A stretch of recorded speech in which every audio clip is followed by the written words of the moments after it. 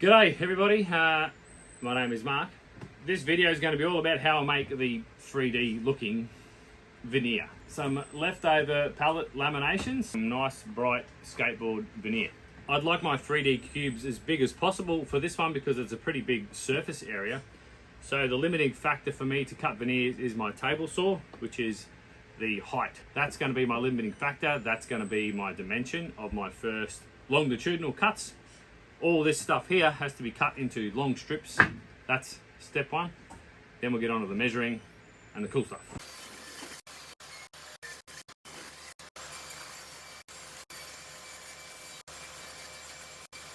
This little piece of 3mm ply is a very quick zero clearance insert.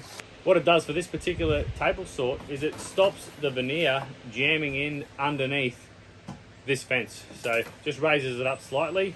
Has a nice clean reference point. It saves you all the drama. I've just thrown a little bit of blue tape on here at the end just to stop it pushing through. It works a treat. Just keep the blade just sticking out the top. You don't get any chip out. You get nice clean cuts of this nice thin veneer. So these veneers, they're the easy part because they're ready to go. I've now got to chop all of these pallet laminations down to a nice small thin veneer to be as close as that coloured veneer as possible, with the aim that you see all of these stacked up pallet laminations. Again, I'm going to use a table saw. I don't have a bandsaw. So this little thing is a thin strip jig. It lets you adjust the distance from this bolt to the blade. You then move the fence to the bolt so that the veneer is cut off this side. You're not trying to cut veneers up against the fence. They're going to get stuck, cause you all sorts of grief, and you got no real means of pushing them through anyway. So this one was a little game changer. Can't remember where I learned that, but it's cool. What I'll do is set this bolt slightly bigger than these veneers. When I make it as one big veneer, I'll just use a belt sander to flatten those top surfaces down to where I want them, just so I'm not risking blowing through some of these veneers where they're going to be quite weak at that glue joint, keeping in mind I made these years ago and I did a lot of dodgy things back then. It's actually really easy to make. There's a threaded insert, bolt and a T-nut on a chunk of wood, on a rail. Doesn't need to be square because it's all about this piece.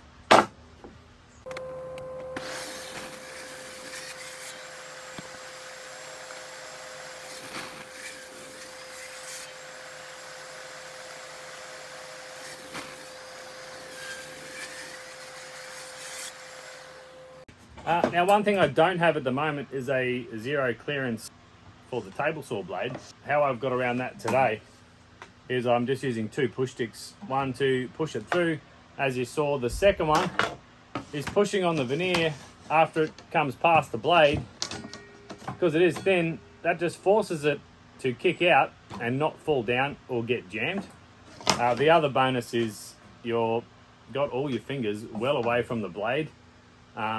When you're doing such things like this, repetitive, and things need to be separated, moved back, used again. It's just nice and safe. I think gets the job done quite well. So I now have tons of pallet lamination veneers to go with my blue and yellow. Okay, little bit of a spoiler. All we're going to do now is create diamonds. That's the big secret here. These angles need to add up to what a circle is. So there's 120 degrees in each of those. I'll use all my offcuts from that veneer cutting, all the stuff that's pretty much useless to me now. That'll be good just for the experiment to get all these angles and cuts and dimensions correct. If I had to watch my own video, I'd probably remember what to do. So I've set this thing to 30 degrees, screw the fence down. So I'm cutting the pointy bit of the diamond. I'm not cutting the obtuse angle. We'll flip it around and we'll get the other pointy bit. Now I remember how to do it.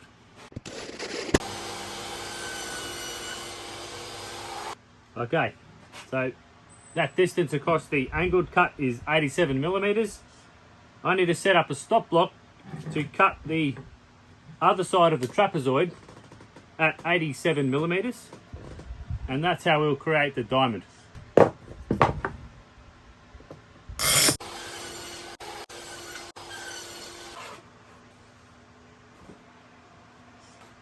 Okay, the angles of the dangles are obviously slightly out, so I will just go back, get a more accurate measurement, and then more accurate distances. When they meet in the middle, there should be no gaps and they shouldn't be hanging over the outside. But that's the gist. 3 diamonds, or 3 trapezoids that look like diamonds, joined together at 120 degrees. Okay, so here's my first one, trial and error. These lengths weren't quite right. I made those adjustments. What I did on the second one to try and tidy up these joints was I decreased the angle to see which direction I needed to go to tighten them up. Went the wrong way on that one, and with this one I went back the other way, so 29 degrees and then 30 degrees. That one's too big. What I'm actually thinking, now that I have a good one, is my gauge may have just been sitting on one of the teeth of the blade and just enough to put it out of whack.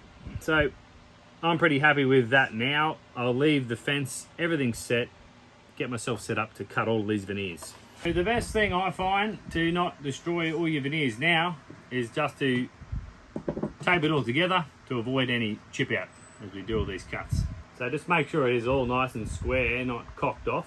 All those little errors will add up. I'll tape on this sacrificial piece of 3mm ply. It's wasted anyway. That'll save this top veneer the most. The last one we'll just use tape.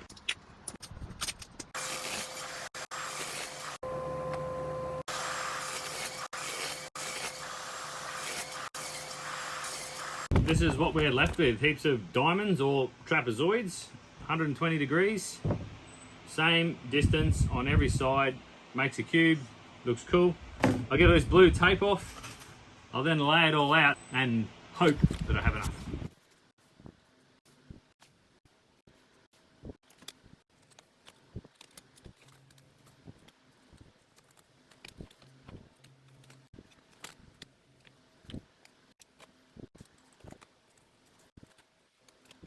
So that's basically what I've got to make, and stretch these veneers as far as possible to cover off all that I need to cover.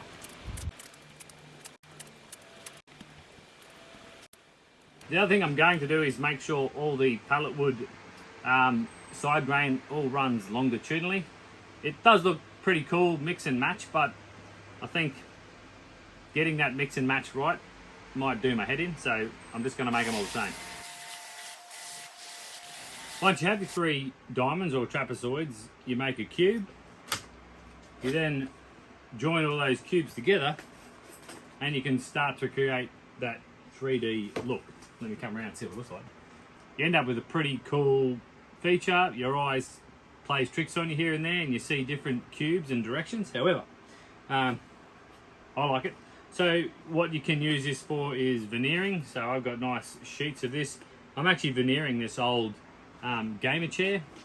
You can do this for wall art, boxes, all sorts of things. Whatever you think that'll look cool on, it'll look cool on. Next video is all about this chair. I'm recycling this chair or upcycling it. It is for the Karl Make a Chair Challenge. I don't have time to make a full chair, so I'm remaking this chair. Hope he forgives me. Okay, thanks very much. Catch you later.